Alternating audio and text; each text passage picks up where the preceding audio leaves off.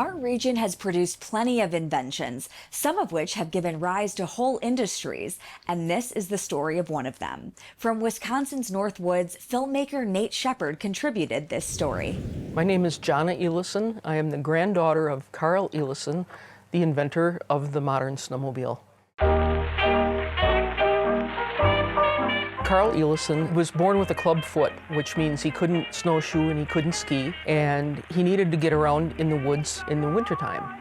All of his friends could go out hunting and fishing, but he couldn't go with them because he had this deformity.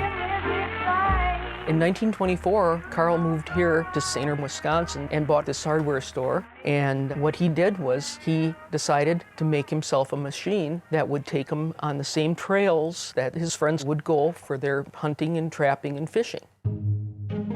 So he took parts that he had in his hardware store. He took the engine of an outboard motor and a Model T radiator and made a toboggan out of snow skis and endless track out of wooden canvas. And over a period of 2 years, he came up with the world's first snowmobile, which was the 1924 Elison motor toboggan. And everybody thought he was crazy, and they told him so. But when he finally put it on the snow and they saw how well it actually worked, all of his friends wanted one, because now they were the last ones out on the trap line or to wherever they had to go hunting. So he started building them here in his shop. And they were so popular, he ended up getting a patent in 1927. He started building what he could for his friends. He had to make refinements and use different parts and different engines and things like that. Maybe 3 of them he ever made were the same. And he did this until 1940, when he got an offer from the government to supply Finland with 200 machines. And he couldn't build that many machines in the back of his store.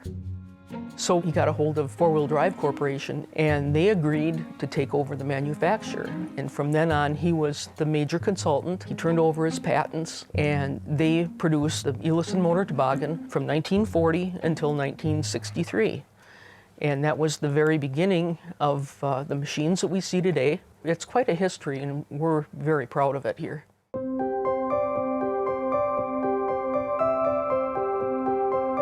Sainer, we have the oldest trails around. As you can imagine, from 1924, we've had tracks on the snow before anybody else did. We had a snowmobile club form in 1967 called the Sainer Barnstormers, and it was a bunch of our people that got together and they decided to make a network. And they made this network of trails that went to the businesses, went to homes, all with permission of the property owners. And as the time went on, they made this beautiful trail system that is mostly wilderness trails, beautiful wilderness trails, and they're kept immaculately by the Barnstormers Snowmobile Club.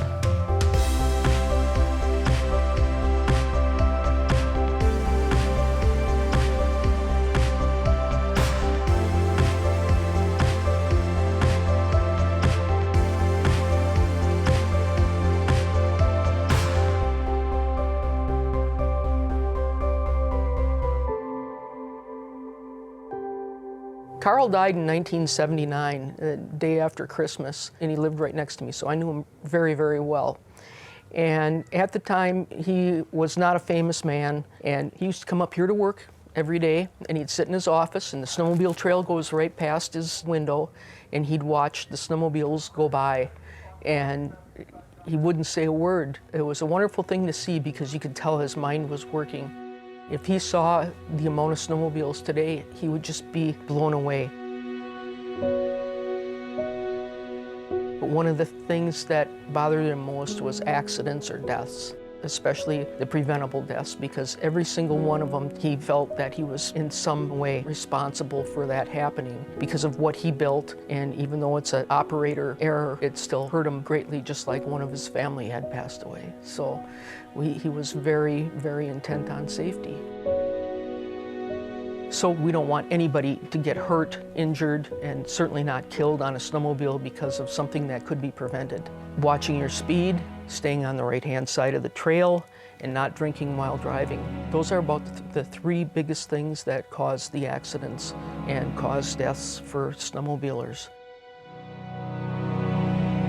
So there's some downside to it, but there's a lot of good, and he would be extremely pleased to see the people having fun and the families that are involved and the friends that are involved and how it's helped our communities and our state and surrounding areas, and the immense amount of lives snowmobiles have saved in rescue missions. They've been on expeditions throughout the world, Antarctica, the North Pole, and some of the communities that live in the North Pole, they live on snowmobiles now. So it's added a lot to the culture of many, many peoples worldwide.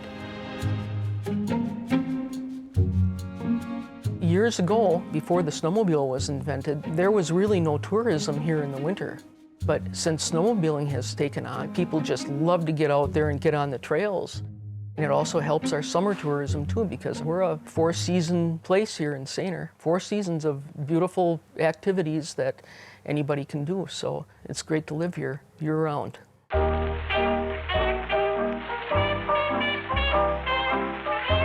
Well, I've had a lot of perfect days on the trails. For me, and what I would recommend anybody to do is to start early in the morning, because the barnstormers are out grooming the trails all night long. Get together with your friends and get out there and stop anywhere you want, because you can take a beautiful photograph anywhere you stop. And the fellowship is great because there's always more snowmobilers that you can sit and talk to, and so many people make friends, and riding is great, but the fellowship is as good or even better. To this day, for many people in the Great Lakes region, winter means hitting the snowmobile trails. But demand for sleds is on the decline, and 2 major manufacturers have gotten out of the snowmobile business entirely. Tyler Scott covered the story for Michigan Public.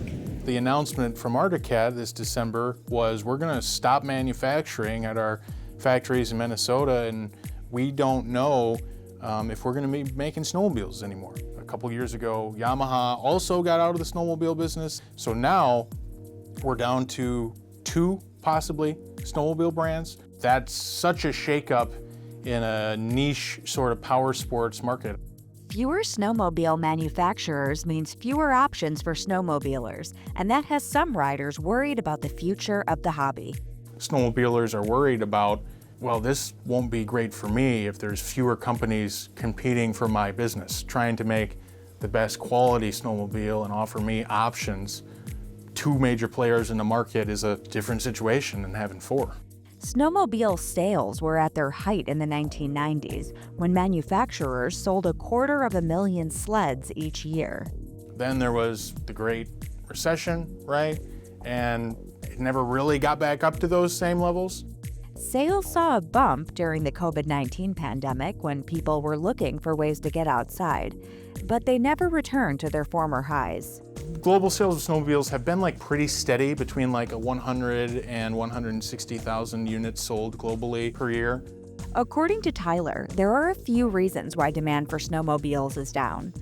One of them is the cost of purchasing and maintaining a snowmobile. Snowmobiles aren't cheap, nor are they immune to inflation. Gas, you gotta travel, lodging, are all obstacles to more people getting involved and enjoying the sport. The new snowmobile can cost $20,000 pretty easy. Even used snowmobiles, the costs are high. So it just didn't used to be as expensive, and it's maybe only accessible to a smaller section of the population in general. Snowmobiling is highly regional, with most sales happening in the upper Midwestern United States and surrounding Canadian provinces.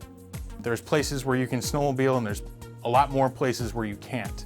And even within that regionality, which is mostly the vast majority of snowmobiles are in the upper Midwest and in Canada as well. The rest of the world is marginal compared to what upper Midwest and Canada do in snowmobile sales.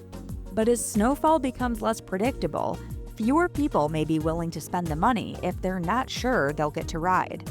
There'd been a couple low snow years in the past 2 or 3 winters, which may contribute a little bit, at least to the snowmobilers' anxiety about the whole situation. You can't plan around the snow because you simply don't know whether it's going to be there or not. It makes it harder to know you'll have the opportunities to use a snowmobile, especially if you, like a lot of snowmobilers do, travel to go hit the trails.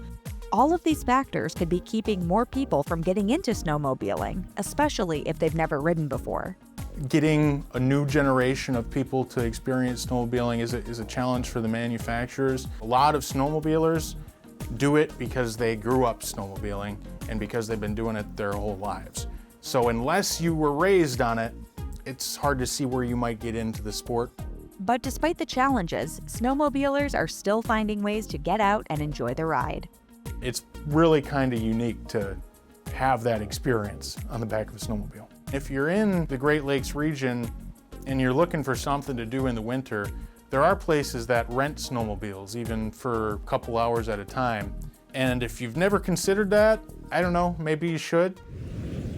At Great Lakes Now, we aim to cover the Great Lakes region and the people who live here, like you. If you enjoyed this video, don't forget to like and subscribe. Check out our channel for more videos, and if you'd like to support our work, consider making a donation at greatlakesnow.org. See you out on the lakes.